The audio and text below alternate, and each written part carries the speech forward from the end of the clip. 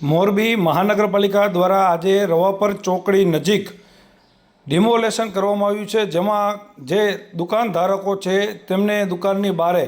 જે ગેરકાયદેસર લારીઓના ખડકલા કર્યા હતા તેને આજે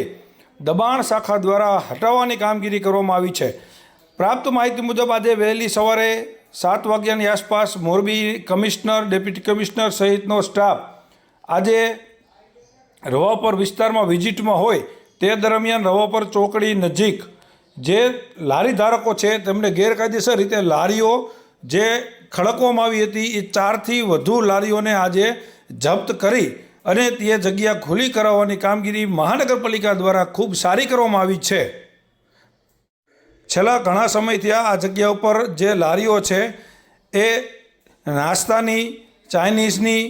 તે સહિતની જે પંજાબી,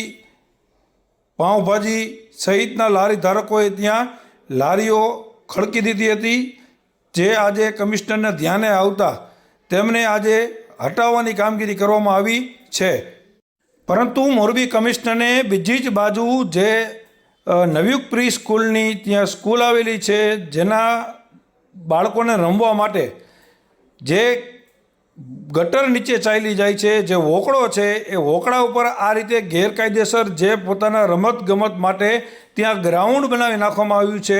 તે મહાનગરપાલિકાના કમિશનરને ધ્યાને નથી આવ્યું। ગરીબોની લારીઓ તો હટી છે, તેનું દબાણ હટ્યું છે, પરંતુ જે અમીરો છે, જે રાજકીય વગ ધરાવે છે તેમનું મહાનગરપાલિકા દ્વારા કશું કાંઈ કરવામાં આવતું નથી। અત્યારે તમે જોઈ શકો છો કે મહાનગરપાલિકાના કર્મચારીઓ દ્વારા જે એક તરફ લારીઓ હટી છે તો બીજી તરફ જે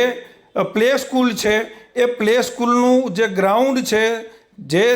કાયદેસર રીતે નથી, છતાં પણ ત્યાં ગેરકાયદેસર રીતે આ રીતે ગ્રાઉન્ડ બનાવી નાખવામાં આવ્યું છે અને જે હોકળા ઉપર છે છતાં પણ તેને હટાવવા કે તેને નોટિસ આપવાનો સમય મહાનગરપાલિકાના કમિશનરને નથી, ત્યારે તેમની કામગીરી ઉપર પણ સવાલ ઉઠી રહ્યા છે।